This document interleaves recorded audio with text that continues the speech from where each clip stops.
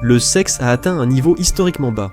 Un tiers des adultes de moins de 30 ans n'ont pas eu de rapport sexuel une seule fois au cours de l'année écoulée.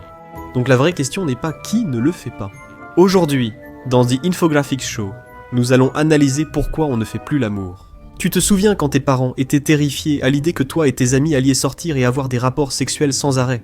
Les mêmes médias qui leur ont fait croire que tous les adolescents vivaient dans une sorte d'olympiade hormonale permanente accusent maintenant les jeunes de ne plus avoir de rapports sexuels du tout. Ouais, tu ne peux vraiment pas gagner. Pendant des années, tout le monde pensait que le 21e siècle serait l'époque la plus débridée de l'histoire, mais la vérité s'est révélée être exactement l'inverse. Les gens ont cessé de faire l'amour.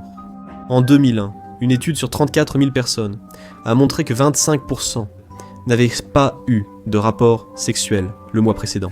En 2012, ce chiffre était déjà passé à un peu plus de 29%. Et en 2019, une étude du British Medical Journal a révélé que ce taux avait grimpé à un tiers. La tendance non seulement continuait, mais s'accélérait. Même les rapports sexuels n'étaient guère marquants. 41% des 16-44 ans ont des rapports sexuels au moins une fois par semaine, un problème qui n'est pas propre au Royaume-Uni. Une étude américaine montre que 37% des personnes ont des rapports sexuels hebdomadaires. Cela semble anodin, mais en 1990, c'était 55%. Rien ne semblait plus plaire que les bijoux bon marché des centres commerciaux des années 90 et les jeans larges. Mais non seulement les gens font l'amour moins souvent, ils le retardent aussi dès le départ. Une étude récente de l'Institut Kinsey, menée auprès de 2000 adultes américains, a révélé que 25% des adultes de la génération Z n'ont jamais eu de relations sexuelles avec un partenaire. Chez la génération Z, le célibat est souvent choisi. Plus de 15% des hommes et près de 18% des femmes choisissent de ne pas avoir de relations sexuelles. Et ce ne sont pas seulement les jeunes générations, ou même les personnes célibataires qui vivent cela. Ce qui est surprenant, car avoir un partenaire est généralement un facteur de prédiction d'une activité sexuelle plus fréquente. Dire à la personne à côté de soi qu'on en a envie est souvent plus efficace que s'adresser à 300 personnes ou à des bots sur des applis. Chez les adultes mariés de 18 à 64 ans environ, 46% ont des rapports sexuels chaque semaine. Pour les adultes non mariés du même groupe d'âge, ce chiffre tombe à seulement 34%. Entre 1996 et 2008, jusqu'à 59% des adultes mariés avaient des rapports sexuels chaque semaine. Oui, cela concerne aussi vos parents. Pourquoi célibataires et mariés ont-ils aujourd'hui moins de rapports sexuels? Commençons par les célibataires. Leur problème est très différent. À l'arrivée des applications de rencontres, beaucoup craignaient que la facilité d'accès à des partenaires via un simple swipe menace l'engagement et la fidélité dans les relations. Si tu as déjà utilisé une appli de rencontre récemment, tu sais qu'il est difficile de trouver quelqu'un de normal, même juste pour discuter, frustré. Je constate que les applications de rencontre, censées élargir les choix, n'ont pas tenu leurs promesses. Pour beaucoup, elles ont rendu les rencontres encore plus difficiles. Selon une étude menée auprès des utilisateurs de Tinder en Norvège, les hommes et les femmes ont déclaré un nombre de matchs étonnamment élevé. 148 pour les hommes célibataires et 177 pour les femmes célibataires. Cependant, les rencontres en personne étaient moins impressionnantes. Les deux sexes n'ont rapporté que 2 rencontres en personne, malgré des dizaines de matchs. Et d'une certaine manière, le reste des statistiques ne fait qu'empirer à partir de là. Les rencontres réelles n'impliquent pas forcément compatibilité ou sexualité. L'étude montre que les utilisateurs peuvent espérer une aventure ou une relation pour 5 rencontres. À peine plus de 1% des échanges mènent à un rendez-vous. Et seuls 20% vont plus loin sexuellement ou sentimentalement. 80% des utilisateurs de Tinder disent n'avoir eu aucune activité sexuelle avec leur rencontre sur l'application. Participer à une production théâtrale locale offre de meilleures chances. La génération Z est épuisée par les applis de rencontre et n'a plus envie de sortir avec quelqu'un. Nous verrons bientôt les liens entre épuisement et faible activité sexuelle, mais voyons d'abord comment cela arrive. Ce ne sont pas seulement les applications de rencontre qui contribuent à notre monde à faible activité sexuelle, car les réseaux sociaux aussi ruinent la vie sexuelle des gens pour de multiples raisons. Les gens restent sur leur téléphone, pris dans un cycle constant de dopamine, à force de faire défiler sans fin, au lieu de sortir dans le monde réel. Pour la psychiatre de Stanford Anna Lemke, arrêter les réseaux sociaux provoque une baisse temporaire de dopamine, rendant l'arrêt difficile car faire défiler est agréable. Et que se passe-t-il chez les personnes en état de déficit de dopamine? Elles manquent de motivation, se sentent fatiguées, anxieuses, ont du mal à se concentrer et ont souvent une faible libido. Cela décrit aussi les symptômes de la vie en 2025. Pour beaucoup, l'utilisation intensive des réseaux sociaux influe clairement sur ces sensations biologiques. Mais les réseaux sociaux influencent aussi la façon dont les gens se perçoivent, ce qui influence à son tour la façon dont ils se sentent séduisants. Se comparer aux autres est un problème ancien, datant de l'homme des cavernes. Avec les réseaux sociaux, les gens se comparent à des millions d'autres dès la préadolescence. Et pas seulement à d'autres, mais à des personnes très filtrées et retouchées. Le projet Dove sur l'estime de soi a révélé que 85% des filles utilisent des filtres avant l'âge de 13 ans. Une autre étude a révélé que 90% des femmes adultes modifient aussi leurs photos. Cette déformation et comparaison ont affecté l'estime de soi de nombreuses jeunes femmes. Une étude britannique montre qu'une femme sur 8 se sent moins désirable à cause des réseaux sociaux. Une femme sur 8 sur les réseaux sociaux craint que son partenaire ne la trouve pas attirante. Et elles n'ont peut-être pas tort. Un homme sur 11 est moins susceptible d'avoir des rapports sexuels avec son partenaire après avoir passé du temps à faire défiler des influenceurs. C'est un problème. Car 37% des moins de 30 ans en couple avec peu de rapports sexuels se disent décomplexés par leur corps. Chez les plus de 60 ans, ce taux n'est que de 14%. Une étude menée par Woods et Scott auprès de 467 adolescents a révélé que les gros utilisateurs des réseaux sociaux étaient plus susceptibles d'avoir une faible estime d'eux-mêmes. Et ce n'était pas un hasard. Plus de 33 études montrent que les adolescents utilisant les réseaux sociaux ont souvent une estime de soi et une image corporelle plus faible. Ces résultats apparaissent dans différentes cultures. Une étude de 2014 sur 502 étudiants américains et 518 coréens a montré que les réseaux sociaux nuisent à la satisfaction corporelle. Ce n'est pas le genre de choses qui motive à être nu et vulnérable avec quelqu'un, surtout après avoir tué sa libido avec un excès de dopamine dès le début. Les psychologues considèrent ce changement sexuel comme un vrai bouleversement culturel, pas juste une période creuse. Les gens fuient l'intimité, évitent les risques, et privilégient le confort à la connexion. Pour de nombreux jeunes, c'est une forme d'autoprotection contre le rejet, la déception ou la vulnérabilité dans un monde instable. La validation sur les réseaux sociaux et le scroll infini aggravent la situation. Pour la génération Z, le résultat reste le même, une peur intense du rejet. Être rejeté par un potentiel partenaire ne plaît à personne. La génération Z en a une peur bleue, et honnêtement, c'est logique. La génération Z se fait rejeter plus que n'importe quelle génération dans l'histoire. Les emplois, les universités, les relations, tout y passe.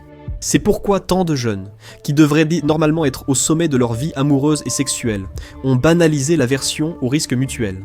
Comme le dit le thérapeute Jeff Gunter, cela conduit à la désormais classique deuxième étape de discussion. Les gens échangent des messages sur les applications pendant des jours ou semaines, puis l'un se lasse et disparaît, sans jamais se voir. Que se passe-t-il quand quelqu'un prend un risque ? Environ un quart a déjà subi le ghosting.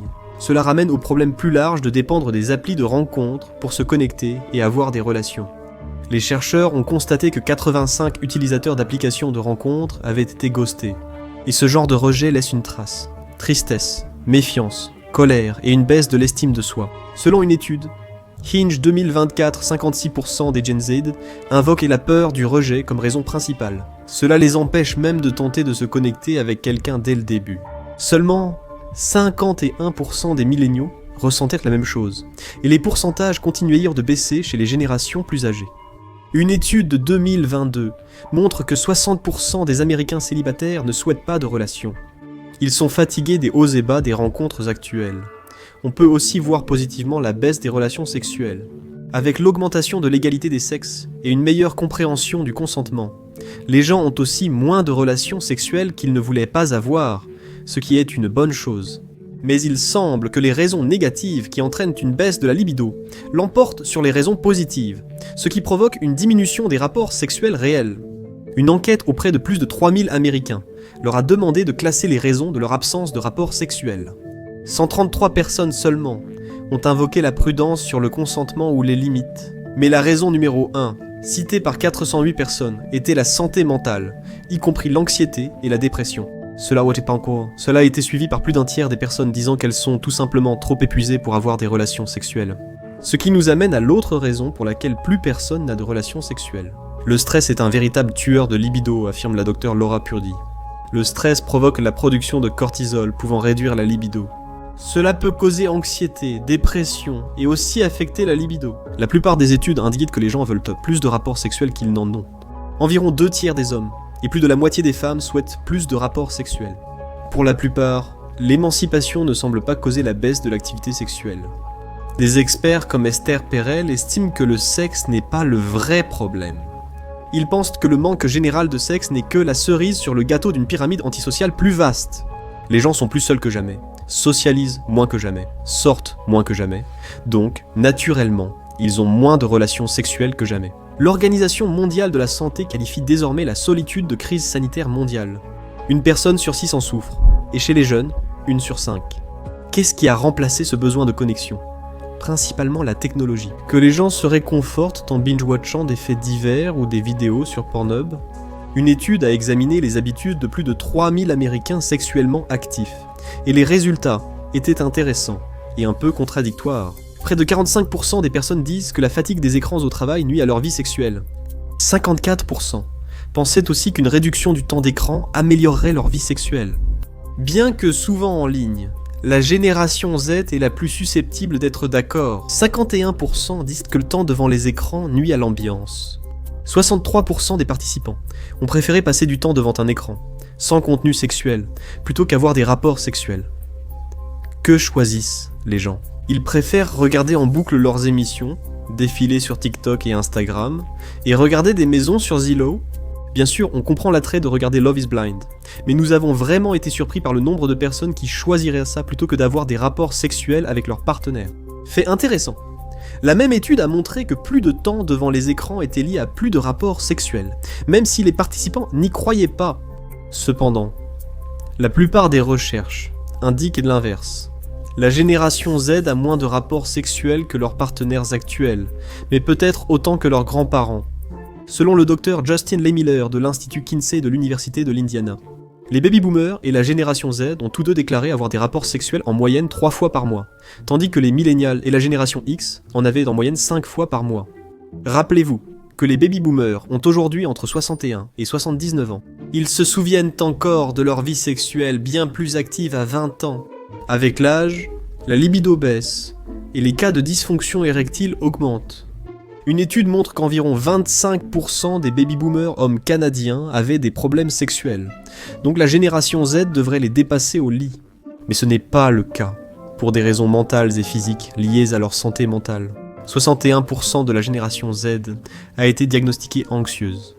Un peu moins de la moitié de la génération Z fait face à des sentiments de désespoir et de dépression.